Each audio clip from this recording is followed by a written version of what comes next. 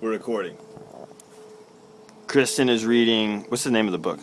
A Group Directory, 2013, summer 2013, for National Community Church. We went to church this morning with Brandon, 11 o'clock church. It was really cool. Mark Batterson is the pastor. I did not know that. He wrote the book, The Circle Maker, which we read at James River. And then surprise. Who spoke? Donald Miller. Author of Blue Like Jazz, was the preacher or speaker for the day. Totally surprised. What's the series?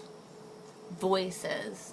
They have like different guest speakers coming in and sharing their voice and their heart for the ministry. That's cool. It's the great. summer series. Yeah. And what did he talk about? He talked about identity. 3 things. Who are you? Who do you want to be? What's the first step to get there? That's really good, Kristen. I really liked the message. And we talked a lot about it afterwards. Brandon's not here. He's dropping his stuff off downstairs. There's Brandon. We talked at... Where do we eat dinner? Or where do we eat... Yeah, lunch. Dinner. Matchbox. Matchbox. Brandon's going to come sit by me. Matchbox, Barracks Row, 8th Street, near Eastern Market. It was awesome food, okay? I'm going to tell you this. Kristen said this. I never get really surprised by how good food is. The food I had, huevos rancheros. Surprisingly delicious. It was not just surprisingly delicious because, like, we ate at Franklin's the first night. Like, that was good. This was, like, knock me down. I am super happy after this meal. So good. So good. So, we just talked about services. Like a real estate agent on House Hunters International. You gotta mix it up a little bit, let them know some disappointing properties, but also so they can really realize when they found them. No, I'm not saying Franklin's was bad. I'm saying Franklin's was good. It helped. This morning, When Matchbox was so it awesome. was so much better. Oh, dude, Matchbox is good. Okay, so our first day, this is important. Our first day in D.C. was yesterday. And our day started out phenomenally well. No, it was very awesome. We didn't quite plan for it because what we saw in the first 5 minutes of our journey was a man that almost got swallowed by a dog. It was Randomly. amazing. Like, just swallowed. Like, almost swallowed a man whole in front of our eyes as we were driving down the street. This German Shepherd, we're driving down the road on our way to get on the highway. Mm-hmm. And this German Shepherd comes flying out of this, like, junkyard type area. Mm-hmm. It looks like. Classic junkyard dog. And Classic. his hair was up on end, and he was growling and barking And there was a hardcore. man walking in front of us on the side of the road, and this dog just totally scared him. Jumped out of his trees. And he scared us. And like, Or at least me. Yeah, he tried to like inhale the guy. The guy remained calm. It was strange because he remained really calm, and he just started slowly taking his backpack off. But we didn't realize the threat he was under, and I slowed down my car towards him. And I thought that I was going to have to get out of the car to help the dude beat the dog off of him. This dog was angry, and so as soon as I slowed, I kept going a little bit just to kind of like see what was going on. This is what's and then wild. There was no dog near the man. And then the dog was gone. The dog was gone, and we were driving, and they kind of drive a little faster because he wasn't anywhere to be seen. Then I realized as the driver, like, he is chasing us.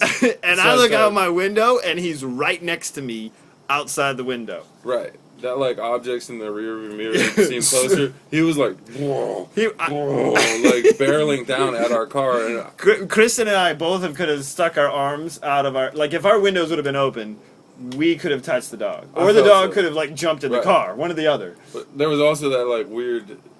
We had this amazing encounter, very suspenseful, but this weird quiet, like... We don't see the dog. Where's the dog? And our windows are down, and I just like envision like a dog, like right in the doorway. Like this is something that they put in a Jack London story in, in a movie, you know, like made for TV movie sort of thing. White Fang literally almost jumped into our car to eat us. Oh, so that's how we started our morning. It was pretty amazing, and then from there we went to the castle, National Mall. Area. Yeah, National Mall area. We went to the castle and. Then the American History Museum, and then the Natural History Museum. Now, Kristen, still looking at the directory. What was your favorite thing from yesterday? Castle, U.S. History Museum, Natural History Museum. U.S. history. We saw the original Not the original. The flag that inspired the Star Spangled Banner. It was awesome. It was how big? Massive. Mind-bogglingly big. Mind-bogglingly massive. It was bigger than our backyard. Yeah. Right. And then Lincoln's top hat he was wearing when he was assassinated. Just randomly. In an inconspicuously In an side space where you could walk by it easily and think, The oh, there's a top flag- hat. The flag was in this dark room with all this special lighting and And the lady was there yelled at someone really taking a soon picture. after we got there. So you can't take any pictures of the flag. It's like the original flag from 1830 something was over the fort, and Francis Scott Key And then Lincoln- looked out and saw this Oh, yeah. gigantic flag.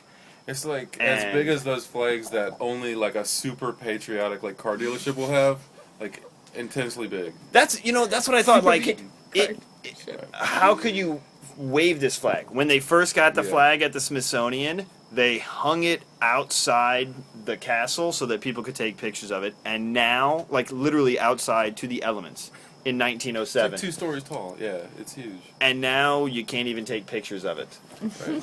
The precautionary measures have Oh, changed and then the significantly. top hat was under glass. It was just under glass, right With there. a little plaque next to it.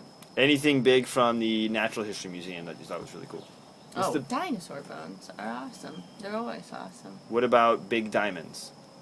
Oh, the Hope Diamond. Okay. It's a huge deal, apparently.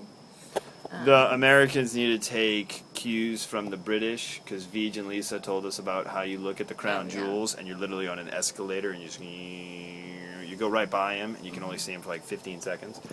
Hope Diamond was incredibly dusty. It was It needs to get back. There was a feeling of Like- hopelessness after I saw it. literally a housemaid. Like I could have dusted it It better. was bad. Yeah. Okay. I think that's a wrap because we're at 7 minutes and this is pretty long. Way too long. We are going to NPR tomorrow, though, and we are super excited about that. And so you will get to hear some cool stories about that later on. Bye. Say goodbye. Bye.